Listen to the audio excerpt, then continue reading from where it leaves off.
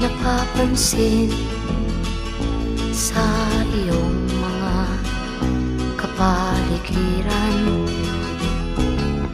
Kay dumi na ng hangin, pati na ang mga ilog natin.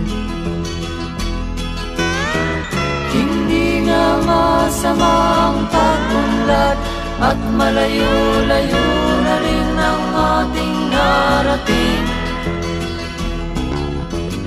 Ngunit masdan mo ang tubig sa dagat, dati kulay asul, ngayon'y naging itim.